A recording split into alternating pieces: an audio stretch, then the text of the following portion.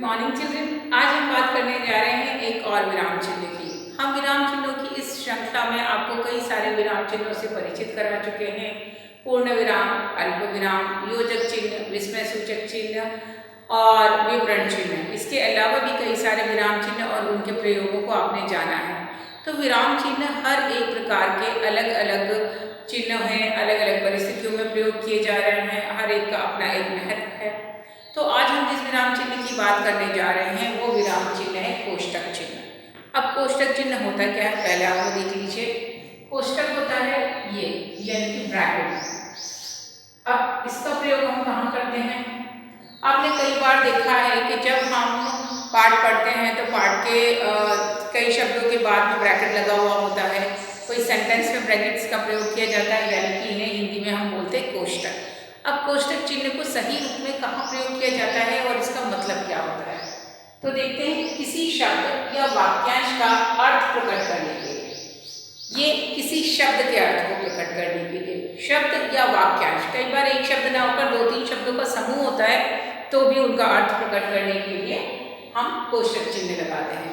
तो कोष्टक चिन्ह का प्रयोग करते हैं शब्द का या वाक्यांश का अर्थ बताने के लिए, यानी कि कोई ऐसी बात जो एक शब्द में कही गई है और उसका कोई दूसरा मीनिंग भी हो सकता है, उसका अर्थ भी है, तो आप ब्रैकेट में उसके सही सरल अर्थ को लिख देते हो, तो वो कहलाता है कोष्टक के द्वारा उस कोष्टक में उसका अर्थ लिखा जाना। जैसे कि हम देखते हैं, हम एक वाक्य यहाँ पर लिख रहे हैं। आप देखिए, घर में अतिथि। अब मैंने यहाँ पर लिखा घर में अतिथि आए। अब मैं अतिथि, मुझे लग रहा है कि मेरे बच्चे अगर अतिथि वर्ड का मतलब नहीं समझ पा रहे हैं तो मैं क्या करूँगी, अतिथि के ब्रैकेट में यहाँ पर लिख दूँगी मेहमान। तो ये कोष्टक के द्वारा मैंने अतिथि के साइड में उसका मीनिंग भी लिख दिया ताकि बच्चों को ये वाक्य समझ में आए। घर में अतिथि यानी कि मेहमान आए। तो ये ब्रैकेट का मतलब हुआ कि इस कोष्टक के अंदर हमने अतिथि शब्द का तात्पर्य, मीनिंग लिख दिया, यानी कि अतिथि के शब्द के अर्थ को हमने लिखा। तो हम कह सकते हैं कि कोष्टक चिन्ह का प्रयोग किसी शब्द के अर्थ को प्रकट करने के लिए किया जाता है।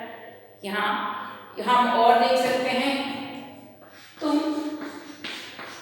सतत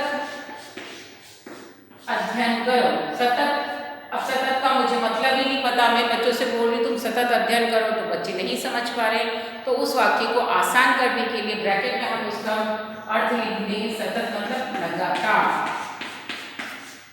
सतत यानी लगातार। तुम सतत अध्ययन करो, पढ़ाई करो।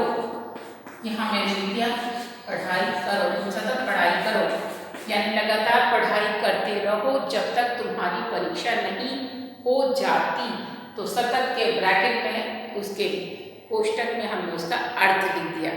अब इसके अलावा और कहाँ प्रयोग कर सकते हैं? जब हम मुहावरे लिखते हैं, हम मुहावरे लिखते हैं तो उसके अर्थ लिखने के लिए हम ब्रैकेट में, ब्रैकेट का यानी कि कोष्टक का इस्तेमाल करते हैं। जैसे हम कहते हैं हाथ मलना, तो एक मुहावरा हुआ हाथ मलना।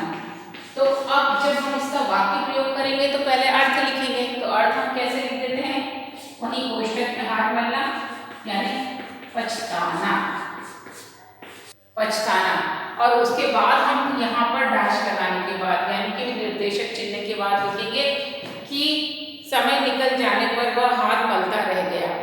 तो इस प्रकार हमने देखा कि ये जो चिन्ह है, योजक चिन्ह जैसा कोष्टक चिन्ह जो है वो कब प्रयोग किया जा रहा है? या तो किसी शब्द के अर्थ को बताने के लिए या किसी शब्दांश के अर्थ को बताने के लिए प्रयोग किया जाता है। कभी मुहावरा होता है तो उसका अर्थ बताने के लिए भी आप लिखते हो कोष्टक में, और कभी किसी शब्द के अर्थ को भी आप कोष्टक के माध्यम से लिखते हो। और कई बार आप जब नंबर लगाते हो 1 2 3, तो उनके आगे भी आप वन साइड एक तरीके का कोष्टक जैसा इस्तेमाल करते हो। तो ये तो थे कोष्टक चिन्ह जो कि अर्थ को दर्शाते हैं। तो कीजिए, इनको किस प्रकार दर्शाते हैं? ये कोष्टक का चिन्ह है, ये उसकी परिभाषा है और ये उसके उदाहरण हैं। तो लिखिए कॉपी में और अभ्यास कीजिए, साथ ही सारे अभी तक पढ़ाए गए विराम चिन्हों को दोहराइए ताकि उससे संबंधित अभ्यास आप आसानी से कर सकें।